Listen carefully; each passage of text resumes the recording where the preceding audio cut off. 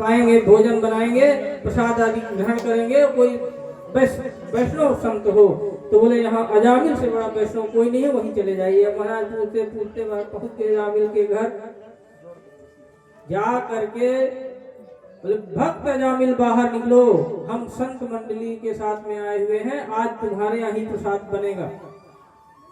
वैसे बोली यहाँ कौन भक्त है, यहाँ तो मैं हूँ और मेरा डकैत पति है। परंतु कहीं न कहीं उसके अंदर भगवत भक्ति थी। संतों को देख करके उसका हृदय द्रवित हो गया कि आज संत आए हैं, अवश्य ही हमारे ऊपर कोई कृपा होने वाली है। इसलिए उसने आकर के प्रणाम किया और बताया कि भगवान आज के साथ इसने बहुत बड़ा मजाक किया है, मैं वैश्य हूँ और मेरा पति चोर है। हर कुकृत्य करता है वो। और रोने लगी कि मेरे तो कुछ आपको दे नहीं सकती, मेरे हाथ का आप कहाँ पाएंगे। जो महंत साधु संत तो बोले चलो चलो चलो, कहाँ आ गए, ऐसी गलत जगह में आ गए, यहाँ नहीं रुकेंगे। परंतु जो महंत जी थे बोले अब इसके दरवाजे पे आ गए हैं तो दूसरे दरवाजे नहीं जाएंगे, इसका कल्याण करके ही जाएंगे, बिना इसका कल्याण किए नहीं जाएंगे। इसके दरवाजे तक आए हैं। बोली कोई बात नहीं बेटी, तुम ऐसा करो, सूखा सीधा पिसान हमको दे दो, हम लोग अपना बाहर घर के बाहर ही बना खा लेंगे, घर में प्रवेश नहीं करेंगे। तो उसने जो है आटा, जो नमक, जो भी सामान था दे दिए और संत लोग अपना बनाने लगे। उतने में ही वो महाराज काला कपड़ा पहने और साफा बांधे और काले घोड़े से लहराता हुआ अजामिल आ गया। और जैसे ही दरवाजे में संतों को देखा, घर के अंदर आग बबूला उठे। संतों को किसने बुला लिया, दरवाजे के बाहर क्या कर रहे हैं। परंतु पत्नी से वो डरता था, डकैत था, सब था, परंतु पत्नी से बहुत डरता था। बहुत लोग डरते हैं, डरना भी चाहिए, अच्छी बात है। लड़ाई झगड़ा नहीं होगा उससे, घर में बहुत चीजों का फायदा भी है।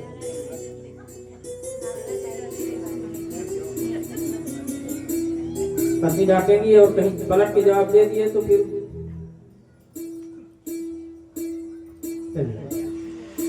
पत्नी ने कहा जी चुप रहो, संत आए हैं दरवाजे में। इतनी तेजी से बोले नहीं नहीं देवी, वो तो मैं ऐसे ही बोल रहा था कि कैसे आगे बाहर क्यों बैठे हुए हैं, तुम ठीक है। बोले मैं उनको सीधा आटा देती हूँ और कुछ नहीं बोलोगे, चुपचाप।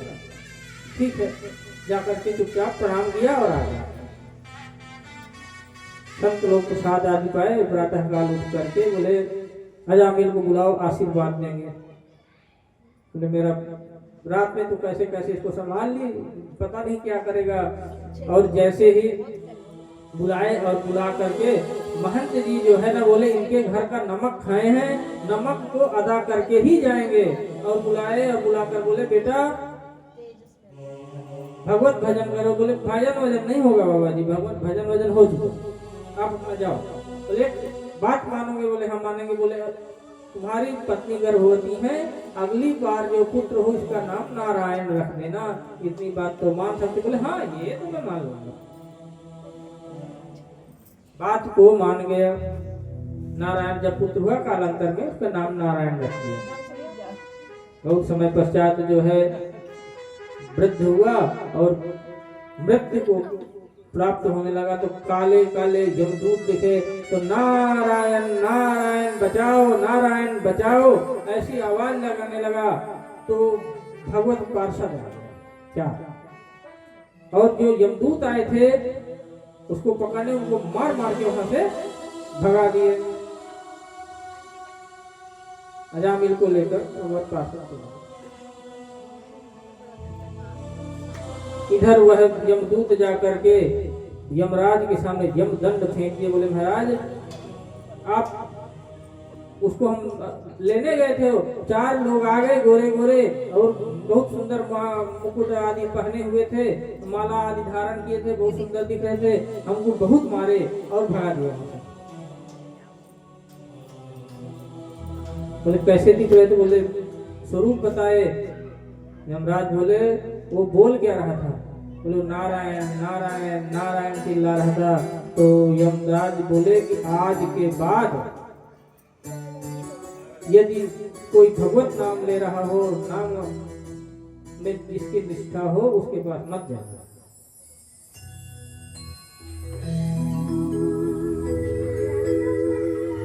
बोले किसके पास नहीं जाएंगे, कहाँ कहीं जाएंगे। कति संति है शास्त्रारो जीव लोकस्य वै प्रभो।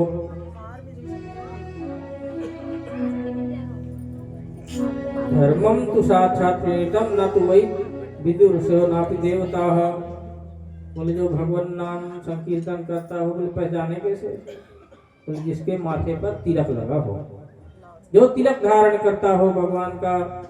ऐसे लगाते हैं वो अलग, ऐसे भी लगाते हैं, ऐसे भी लगाते हैं, जैसे भी आपको तिलक लगा। इससे क्या होता है? बोले छाप है, पता चलता है कि भगवत भक्त है, इसका विवाह हो चुका है। मीरा जी एक बार आई थी वृंदावन, तो गोसाई जी से मिलने गई, तो गोसाई जी बोले हम स्त्रियों से नहीं मिलते। तो मीरा जी बोले बा वृंदावन में कोई पुरुष भी रहता है?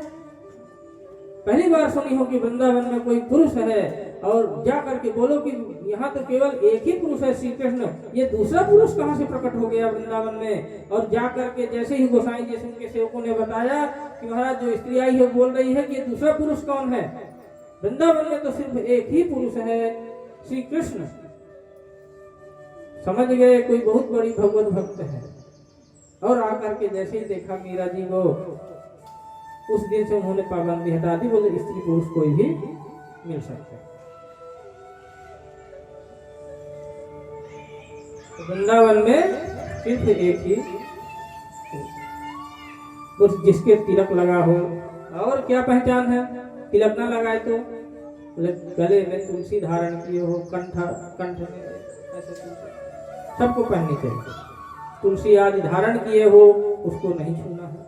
जिसके घर में शालिग्राम तुलसी हो, पूजा आदि हो, उनको वहां नहीं जाना, उससे दूर रहना। नहीं ऐसे हर बार पिटाई करनी।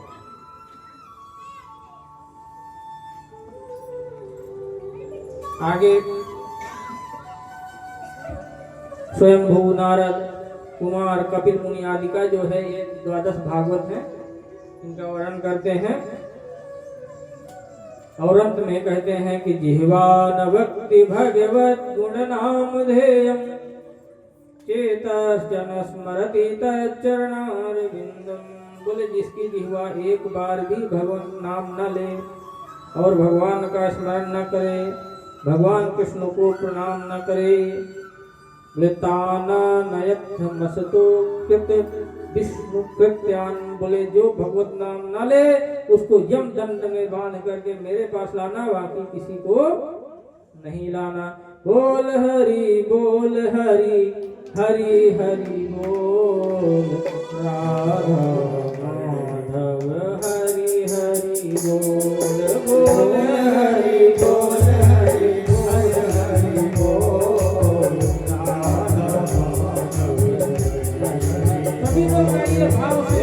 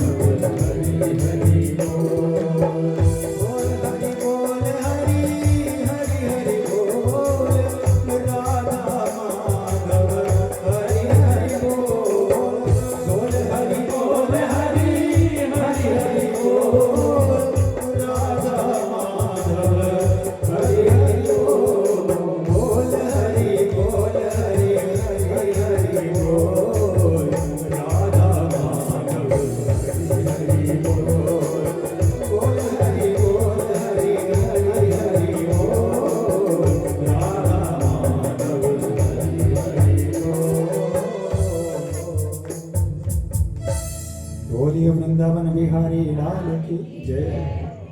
इस प्रकार से कहते हैं कि भगवत भक्तों के पास मत जाना। तो यमराज को नहीं देखना है तो तुलसी पहनना शुरू कर दीजिए, तिलक लगाना शुरू कर दीजिए। आगे दक्ष की सृष्टि रचना बताते हैं। महाराज कहते हैं कि दक्ष प्रजापति जैसे ही पुत्र होते और उनको बोलते तब करो जाकर की सृष्टि रचना करना है, तो जाकर नारद जी पहुंच जाते और जाकर के मूक प्रश्नों में फंसा देते। बोले एक बार अक्षिनी नामक पत्नी से 10,000 पुत्र हुए दक्ष के, तो उनको दक्ष ने कहा जाकर तप करो। तो जैसे ही तप करने के लिए गए तो नारद जी पहुंच गए और पूछे, बोले कहाँ जा रहे हो? बोले हम लोग तप करने जा रहे हैं, तप करेंगे, विवाह होगा, उसके बाद सृष्टि रचना करेंगे। बोले ठीक है, कुछ मेरे प्रश्न है, अगर उनका उत्तर दे दोगे तो मैं समझ जाऊंगा तुम सृष्टि रचना कर पाओगे। बोले क्या? बोले दोनों ओर बहने वाली नदी का नाम बताओ। बोले ये कौन सी नदी है जो दोनों ओर बहती है? किसी ने सुना है क्या कि दोनों ओर नदी बहती है? कोई?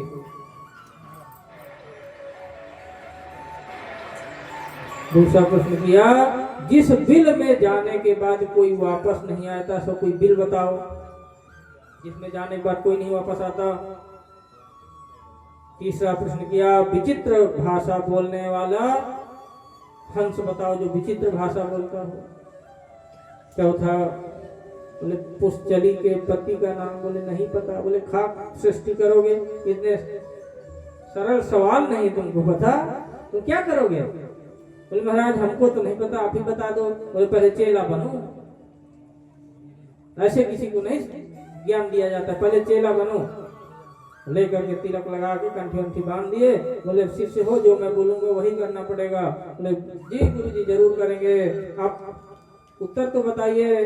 बोले दोनों ओर बहने वाली नदी का नाम है माया, जो सृजन भी करती है और संहार भी करती है। ये है दोनों ओर बहने वाली नदी का नाम। आज सुन लीजिए, कल पूछूंगा मैं जरूर, किसी को भी पूछ सकते हैं, ऐसा नहीं है, पूछ लेंगे।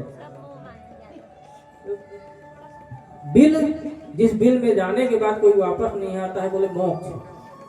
जिसको मोक्ष मिल गया वो गया, फिर वापस उस बिल में जाने के बाद वापस कोई नहीं आता।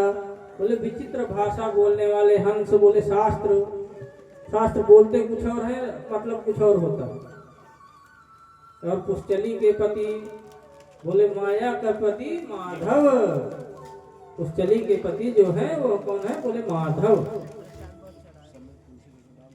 जब शिष्य बन गए, उत्तर मिल गया, बोले जाओ तप करो, वैराग्य ले लो। उनको वैराग्य दे दिए।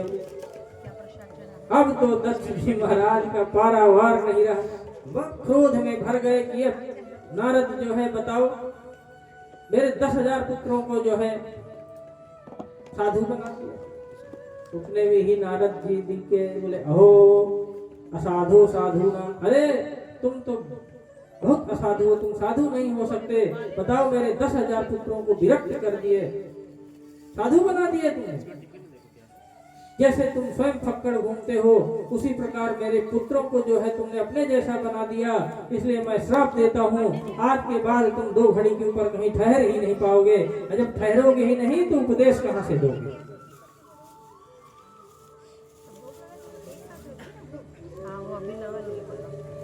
नारद जी महाराज चुपचाप मुस्कुरा कर चले गए। चाहते तो नारद जी एक श्राप के बदले 500 श्राप दे देते। इस प्रकार से जो है पुनः 60 कन्याएं हुई उसके, जो कश्यप ऋषि को 13 60 कन्याएं हुई, जिसमें 10 धर्म को, 13 कश्यप ऋषि को, 27 चंद्रमा को और 2 कन्याएं भूत और अंगिया कृषाश्व, इन लोगों को जो है विवाह किया। कश्यप की पत्नी अदिति से देवता हुए और दिति से राक्षस। इन्हीं की पुत्री दिति की पुत्री रचना का विवाह जो है त्वष्टा मुनि से हुआ और इनके 2 बेटा हुए, विश्वरूप और सन्निवेश। विश्वरूप ब्रह्मज्ञानी हो गए, जो देवताओं के गुरु बने, तो परीक्षित जी महाराज बोले कि बोलिए राधे राधे। परीक्षित जी महाराज कहते कि देवताओं के गुरु तो बृहस्पति हैं, फिर विश्व रूप कैसे उनके गुरु बने? बोले एक बार जो है इंद्र की सभा में नृत्य आदि हो रहा था, उसी समय जो है बृहस्पति जी पहुंच गए। तो इंद्र को लगा कि गुरु जी के सम्मान के चक्कर में मजा किरकिरा हो जाएगा, नाच नहीं देख पाऊंगा मैं। तो गुरु जी को देख के वैसे वो लोग करते हैं, देखते हैं पंडित जी जा रहे हैं, थोड़ा सा ऐसे निकल जा, प्रणाम ना करना पड़े कहीं, पर संसार है, वो तो भगवान है। बृहस्पति जी देखे कि बा चेला गुरु जी को ही अनदेखा कर रहा है, गुरु जी वहीं विलोप हो गए। अब बिना गुरु जी के राज्य काज से कैसे चले? गए ब्रह्मा जी के पास, उन्होंने कहा कि कुछ दिन जब तक गुरु जी नहीं आ रहे हैं तब तक विश्व रूप को अपना गुरु बना लो, और विश्व रूप को अपना गुरु बनाए। और जब वह यज्ञ आदि करते थे तो आहुति डालते थे, और उनकी जो है माता थी वो राक्षस कुल की, इसलिए चुपचाप राक्षस स्वाहा। जब इंद्र को यह बात पता चली तो जा करके तलवार से सिर उनका उड़ा दिया। 3 सिर थे, ब्रह्म हत्या लग गई, ब्रह्म हत्या पीछे पड़ गई। 1 साल तक जो है तालाब में कमल के उसमें घुसे रह गए इंद्र जी। बाद में जब उससे निकले तो ब्रह्म हत्या को 3 भागों में बांट दिया, वृक्ष, स्त्री और पृथ्वी। पृथ्वी में जो ऊसर जमीन होती है, और जल में 4 भाग में बांटे। जल में भी जो जल में झाग होता है वह जो है ब्रह्म हत्या का स्वरूप है। स्त्रियों में भी दिए, जब माताएं 3 दिन अशुद्ध रहती हैं, और वृक्ष में जो गाद लगती है ना, वह जो है ब्रह्म हत्या का स्वरूप है। इस प्रकार से उससे मुक्ति मिली। परंतु जो इनके पिता थे विश्व रूप के, वह विलक गए कि इंद्र ने पहले तो जो है मेरे पुत्र को गुरु बनाया, बाद में जो है उसको मरवा दिया, मार दिया। इसलिए उन्होंने जो है तप किया, और तप करके यज्ञ करते, और यज्ञ में मांगते कि इंद्र को मारने वाला पुत्र प्राप्त हो। परंतु ह्रस्व दीर्घ का अंतर हो गया तो भाषा बदल गई, बोले इंद्र से मरने वाला पुत्र प्राप्त हो। एक मात्रा के कारण जो है इंद्र शत्रु विवर्धस्व, इंद्र शत्रु की जगह शत्रु हो गया। तो मतलब इंद्र है जिसका शत्रु हो बढ़े। तो इंद्र महाराज के द्वारा मरने वाला उनको वृत्रासुर नाम का पुत्र प्राप्त हुआ। भयंकर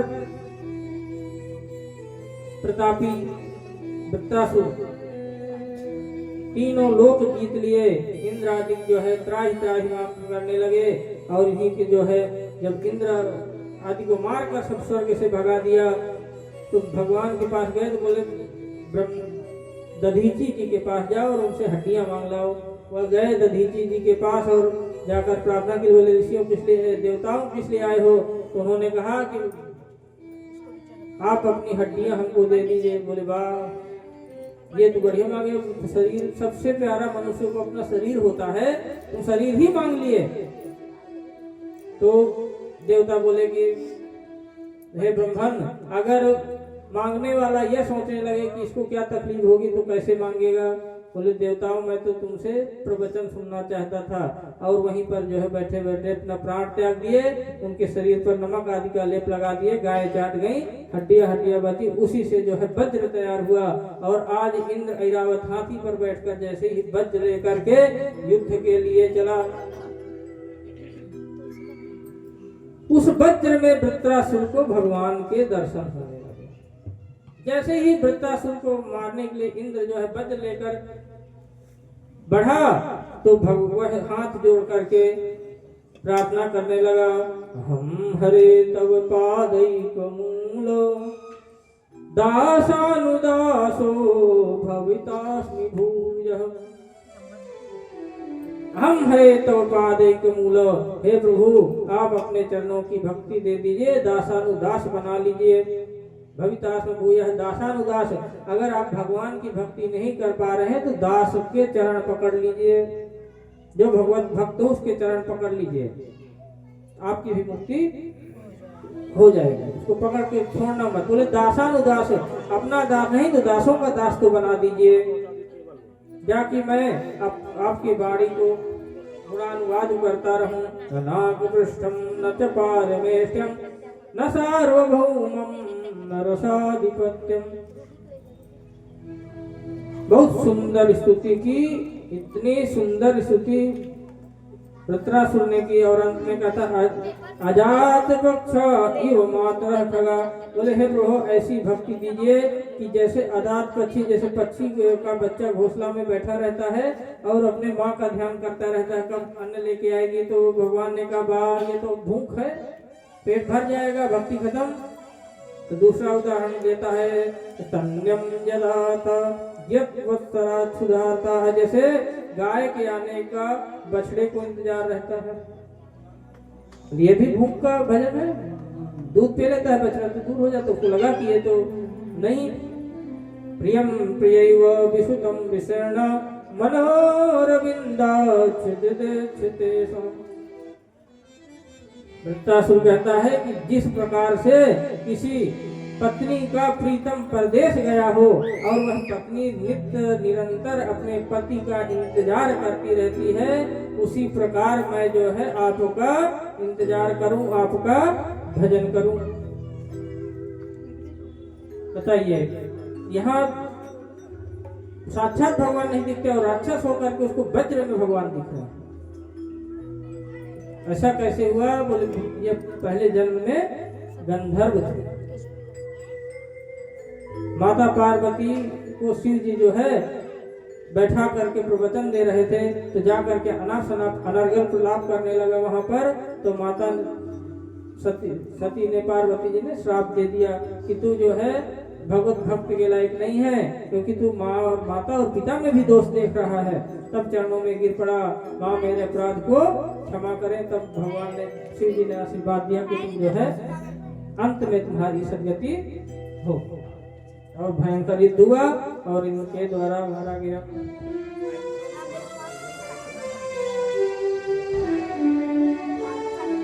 आगे मरुदगणों का बहुत सुंदर वर्णन है। जो 49 मरुदगण हुए, जब हिरण्याक्ष मारा गया तो माता दीति जो है प्रार्थना करने लगी कि कोई ऐसा पुत्र दीजिए जो इंद्र को मारे। तो नियम बताए कि इस प्रकार का नियम करिए। और नियम के बाद जो है एक दिन माता दीति जूठा मुंह करके सो गई, तो इंद्र उनके गर्भ में प्रवेश करके बालक के 7 टुकड़े कर दिया। नहीं मरा तो फिर 7 कर दिए, फिर भी नहीं मरे। हाथ जोड़कर बोले कि आप हमको क्यों मार रहे हैं, आपसे हमारी तो कोई शत्रुता है नहीं, गर्भ में है अभी। वो तुम पैदा होकर मेरे शत्रु बनोगे, अगर शत्रु नहीं बनोगे, मित्र बनोगे, तो मैं तुमको देवताओं में रखूंगा। तब उनकी देवताओं में मरुदगण जो है, मरुदगणों की देवताओं में हरि प्रेरित तहि अवसर चले मरुत 49। जय विजय आदि जन्मों की कथा होती है। तो युधिष्ठिर जी महाराज जो है एक बार राजसूय यज्ञ के समय पूछते हैं, हे प्रभु, भगवान हमेशा देवताओं का पक्ष लेते हैं, राक्षसों को मारते हैं, ऐसा क्यों?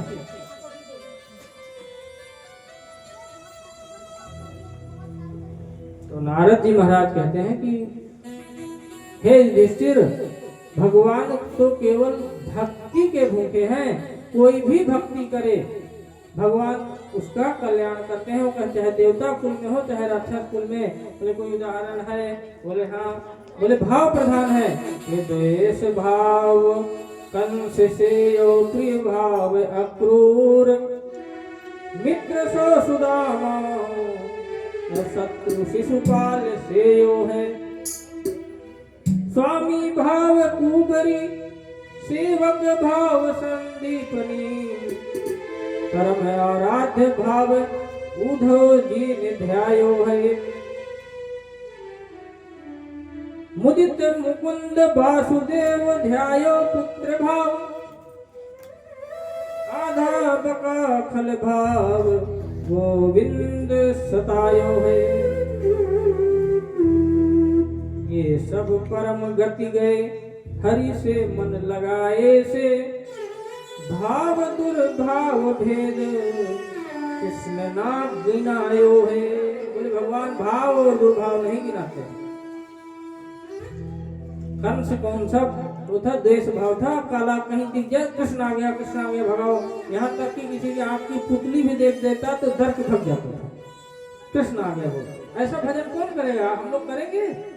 दाल में काला जीरा दिख जाए तो बोलता था, दाल फेंक देता था, कृष्ण आ गया। नारद जी जाके बता दिए थे, बोले महाराज मेरी मृत्यु कैसे होगी। बोले काला काला होगा, मुरली वाला होगा। तो जो काली चीज देखता है उसी को उठा के फेंक। ऐसा भजन कौन करेगा। सोते जागते काली परछाई भी दिख जाए तो तलवार लेके खड़ा हो जाता था, अरे मारो कृष्ण आ गया। 24 घंटा कृष्ण रखता रहता था। अक्रूर जी प्रिय भाव से भजे तो उनका भी कल्याण हुए, कंस का भी कल्याण किए। शिशुपाल तो नित्य गाली सो देता था, तब पानी पीता था, उसकी ज्योति भगवान में समाई। तो भगवान बोले किसी में अंतर नहीं करते, केवल उनको आप भजो। मित्र शत्रु पुत्र जो भाव आपका बन पड़े, जो भाव में आपकी पुष्टि हो, परंतु वो भाव पूरा होना चाहिए। ऐसा नहीं कि दिखावा। कई लोग गोपाल जी ले आते हैं घर में, मेरो लल्ला, और जब शादी ब्याह होता है तो ताला लगा के घर में चले जाते हैं। वो लल्ला घर में बंद है, वो अपने शादी पार्टी में चटकारे ले रहे हैं। कहाँ का लल्ला, कैसा लल्ला, ऐसा भाव होता है भाई। अब तो कुछ लोग टोकरी में ले लेके घूमने लगे, टोकरी में ले लेके उनको चाय बिस्किट और नमकीन रखते,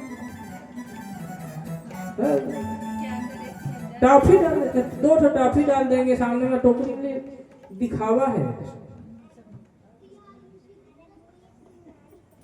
अपरस का ध्यान नहीं है, शुद्ध का नहीं, ट्रेन में लिए घूम रहे।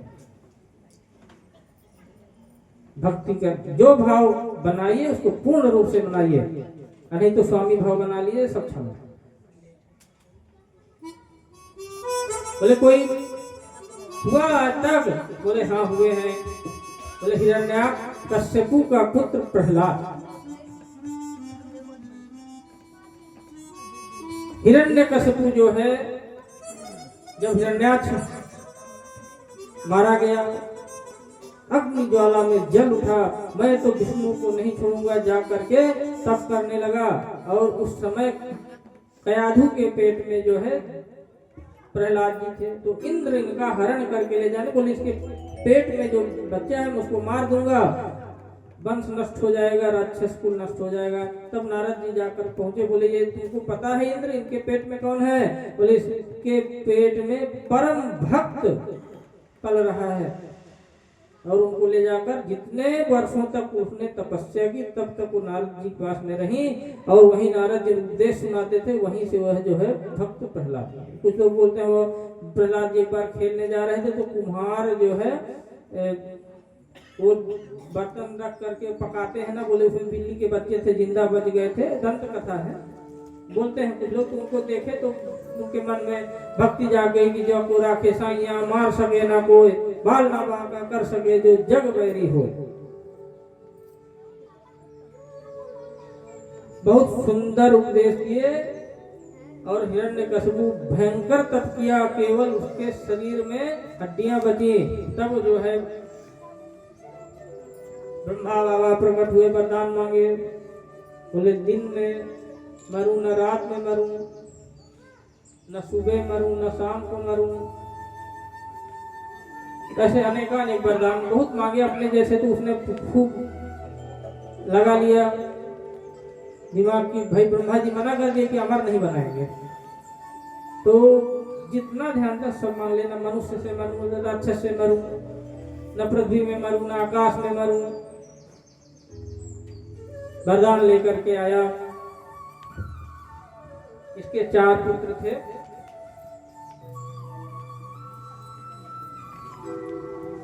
उनमें सबसे छोटे पुत्र थे श्री प्रहलाद जी महाराज। बोले जी प्रहलाद जी महाराज की, बोले राधे राधे। पढ़ने गए,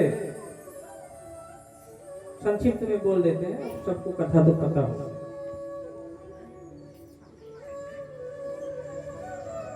पढ़ने गए तो एक बार जो है हिरण्यकशिपु ने आदेश दिया, बोले मेरे पुत्र को लेकर आओ। लेकर आए गर्मियों की छुट्टी में, तो प्रहलाद जी को अपने अंक में बैठा लिए, सिर सूंघ करके काटते ही पूछे बेटा सबसे अच्छी बात आज तक तुमने क्या सीखी है बताओ। तो प्रहलाद जी कहते हैं साधु मन्ये सुरवर्य देहिनाम सदा समुद्वेग्न धियामसद्ग्रहात् हित्वात्मपातं गृहमन्धकूपम् वनं गतो यदि हरिमाश्रयेत।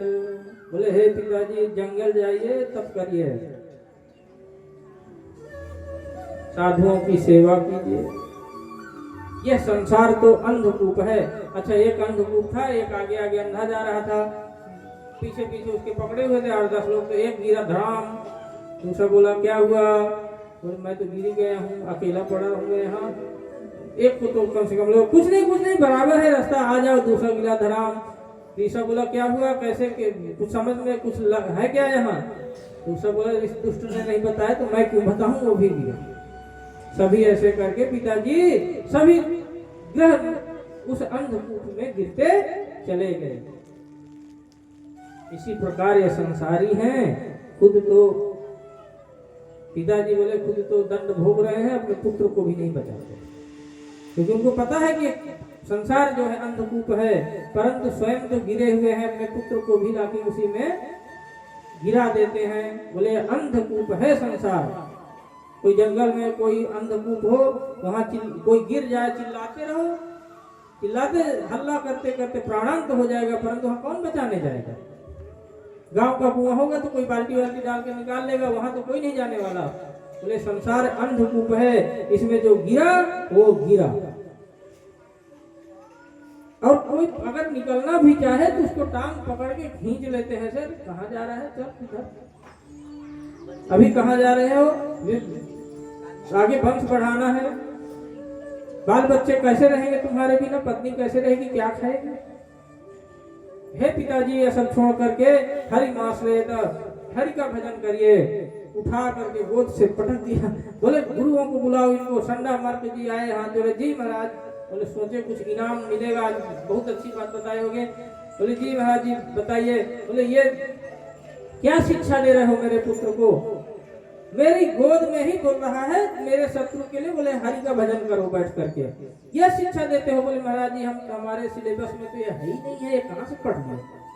बोले कोई बात नहीं, दोबारा पढ़ाओ ले जा करके। और दोबारा जा करके फिर ले गए, फिर पढ़ाए, फिर लेकर आए। तो बोले हे पुत्र, दोबारा बैठा कर बोले पुत्र कोई उत्तम बात बताइए। तो प्रहलाद जी हंसने लगे कि पूछते तो उत्तम बात है, परंतु सुनना घटिया बात चाहते हैं। तो इस बार नवधा भक्ति का वर्णन कर दिया। श्रवणम कीर्तनम विष्णु स्मरणम पाद सेवनम अर्जनम वंदनम दास्यम सख्यमात्म निवेदनम। प्रथम भगति संतन कर संगा, दूसर रति मम कथा प्रसंगा। प्रथम भगति संतन कर संगा, दूसर रति मम कथा प्रसंगा।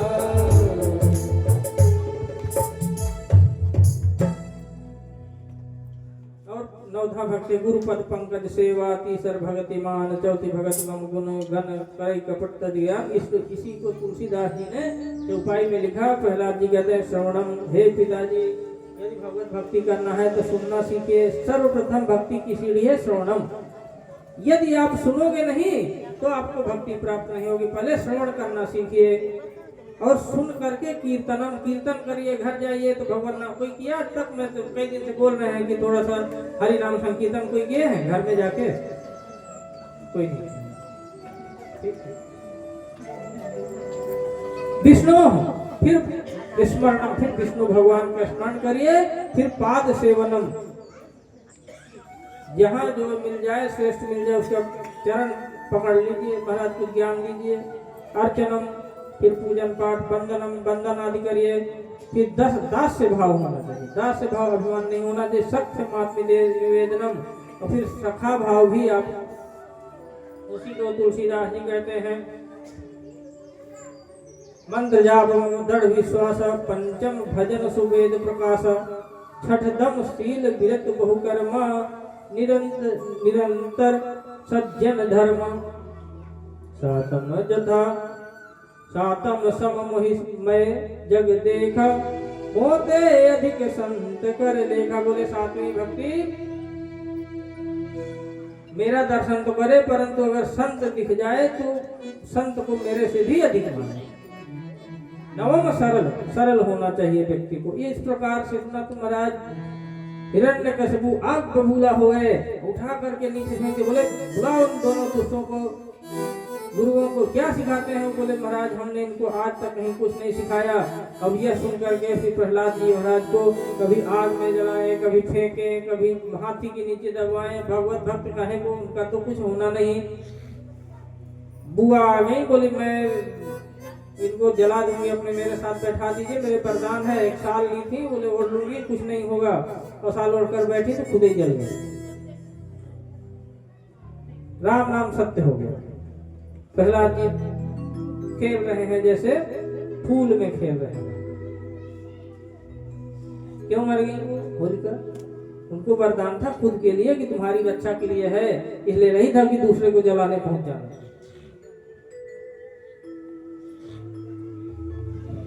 हिरण्यकशिपु मस्तक पकड़ कर बैठ गए। नेक सा बच्चा नाक में दम करके रख दिया, तुम हंसते ही नहीं। फिर से भेज दिए, बोले ले जाओ। और ले जा करके बोले इस बार जो है इसको अच्छा दंड देना और अच्छे से पढ़ाना।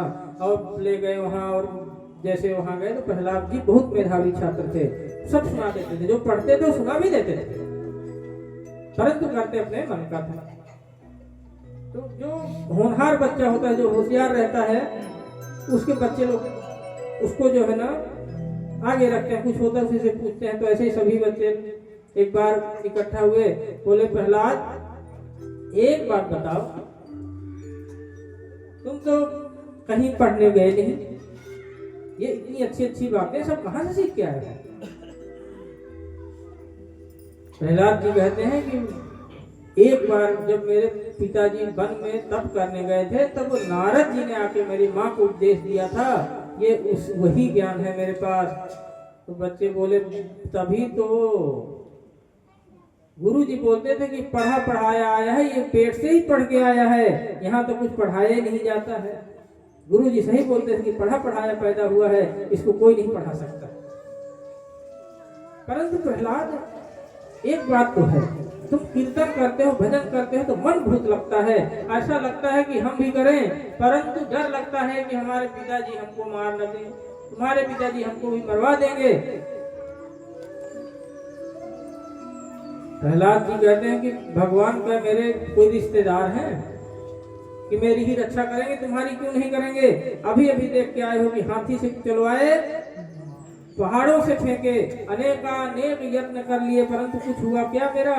तो कुछ नहीं होगा, भगवत भक्ति करो। बोले बोला हम तो सुने बुढ़ापे में भजन करना चाहिए। बोले नहीं, बुढ़ापे में नहीं, बाल्यकाल से जिसका आदत हो जाएगा भजन करने की, वही भगवान का भजन कर सकता है।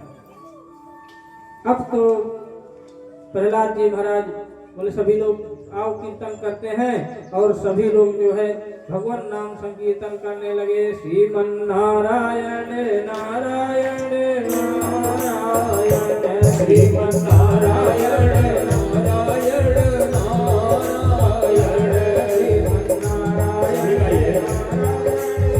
नारायण, श्रीमन नारायण नारायण नारायण।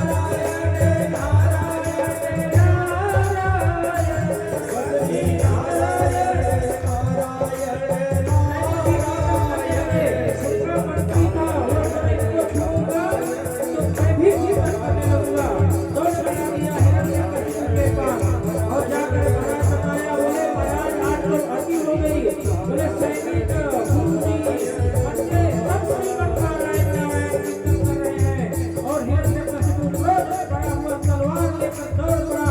आकर के जैसे ही दहाड़ मारी सब बच्चे बेचारे हक्का बक्का हो गए, सब इधर उधर भग गए। सब बच्चे कांपने लगे, सब कांपने लगे। प्रहलाद जी जो है वहीं चुपचाप खड़े हो गए। दुष्ट अभी तक तो अकेले करता था, कृष्ण ग्रहित मेहमान सा, ये कृष्ण रूपी ग्रह जिसको लग जाए वो तो छोड़ता नहीं, फिर नवग्रह की शांति पूजा हो जाएगी। परंतु कृष्ण रूपी ग्रह जिसको पकड़ ले वह बच नहीं सकता। ये तुमको कृष्ण रूपी ग्रह लग गया है, इसलिए आज मैं इसका उपचार कर दूंगा, तुमको आज मैं खत्म कर दूंगा। बोले पिताजी मेरे को आप नहीं खत्म कर सकते। बोले मैं तुम्हारे परमात्मा को मार दूंगा। बोले मेरे परमात्मा तो कण कण में व्याप्त हैं। बोले कहाँ है तुम्हारा परमात्मा? बोले मेरे परमात्मा तो हर जगह है, आप जहाँ बोलोगे वहीं मिल जाएंगे। हिरण्यकशिपु बोले इस खंभे में भी है? बोले हाँ इस खंभे में भी है। जैसे ही तलवार से प्रहार किया खंभा टूटा और नरसिंह भगवान प्रकट हुए। बोले श्री नरसिंह भगवान की जय। और आकर के हिरण्यकशिपु को पकड़ा और पकड़ के ले जाकर दरवाजे की जोर देखी वहीं बैठ करके और पकड़ के छाती चीर दिया। हिरण्यकशिपु का प्राणांत हो गया। बोले वृंदावन वाके बिहारी लाल की जय। वहीं पर प्राणांत हो गया। अब तो महाराज बहुत क्रोध में भरे हुए हैं आज नरसिंह भगवान। अच्छा मारे के समय देखिए आधे नर हैं आधे सिंह है, न मनुष्य न। दिल्ली में मारे बोले अंदर मरू न बाहर, तो दिल्ली में मार दिए। आकाश में मरू न पृथ्वी मरू तो गोद में रख लिए। अस्त्र से मरू न शस्त्र मरू तो नाखूनों से फाड़ दिए। दिन में मरू न रात में मरू तो सायंकाल मार दिए। जीव चाहे जितना अपना उपाय कर ले, भगवान उसका रास्ता ढूंढ ले। क्रोध में भरे हुए सभी देवता प्रकट हो गए। अब तो धीरे धीरे आकर जब उनका क्रोध न शांत हो तो देवता आके स्तुति करने लगे। हुंकार मारी तो देवता भग गए। ब्रह्मा बाबा आए तो भी हुंकार मारी तो भग गए। समस्त देवता भग गए डर के मारे। तो एक जा करके लक्ष्मी जी के पास होंगे। बोले आज तो विष्णु भगवान बहुत क्रोध में भरे हुए, भैया चलो उनका क्रोध शांत करो। लक्ष्मी भैया बोले मेरे पति और क्रोध में ऐसा हो ही नहीं सकता।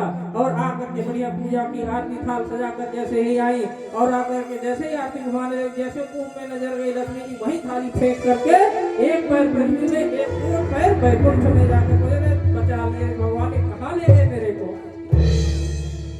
सभी हार गए, थक गए। प्रहलाद जी से बोलो जिसके लिए आए हैं वही इनका क्रोध शांत कर सकते हैं। प्रहलाद जी जाकर के उनके चरणों में बैठे प्रार्थना करने लगे। प्रहलाद जी को जो है भगवान गोद में और गोद में उठाकर अपनी जीभ से चाटने लगे, पुचकारने लगे। बोले सब डर कर भागे, तुमको डर नहीं लगा? महाराज शेर का बच्चा होता है तो क्या जो बच्चा होता है वो शेर से डरता है? सिंह बैठा रहता है, बच्चा उसकी ऊपरी खोपड़ी में उछल कूद करता है। तो मैं तो आपका बालक हूँ, मैं क्यों डरूं? अहम न विधेमि, मैं नहीं डरता आपसे।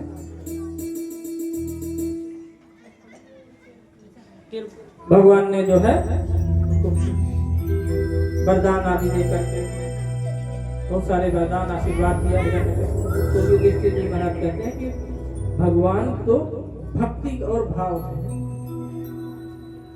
रावण बोला होई भजन लता वसुदेव, वो समझ गया कि जो है भगवान आए हैं तो अभी मौका है, निकल लो यहाँ से। तो बोले रावण तो जानता था कि भगवान है, समझ गया कि तो बैर कर लो, बैर आज नहीं प्रीति बैर कर लो। अब कोई आप लोग मत करना, पंडित जी बोले हैं तो कल एक पत्थर मारने लगो मंदिर पर, नहीं करिएगा। भाव जो भाव हो वो भाव, भक्त का भाव बनाइए, स्वामी का भाव बनाइए, सखा का भाव बनाइए, जो मन में भाव हो वो भाव बनाइए।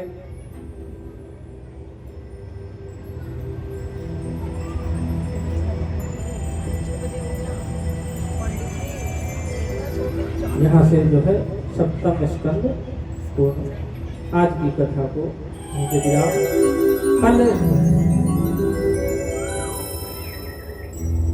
कल की कथा में जो है हमारे प्यारे गोविंद भगवान पधारने वाले हैं, इसलिए सभी लोग पीले पीले होके आना। पीले पीले मतलब पीले पीले कपड़े पहन के आना है। सबरे जन पीले होके आएंगे, कोई सी कलर का कपड़ा नहीं बनेगा। सब लोग पीले हो जाए। पूरा ये जो जितना भी मंडप है सब पीला पीला दिखना चाहिए। बोलिए वृंदावन बिहारी लाल की जय। अधिक से अधिक संख्या में पधारे और 2:30 बजे तक आ जाए। नियम यह है कि व्यास जी बाद में पहले वक्ता आना चाहिए, पर ठीक है आप लोग अधिक से अधिक संख्या में आए और भगवान की कथा सुने। बोले वृंदावन बिहारी लाल की जय। श्रीमद् महापुराण की जय। यमुना महारानी की जय। सुखदेव भगवान की जय। आइए एक दो भजन, उसके बाद आते हैं। सरकार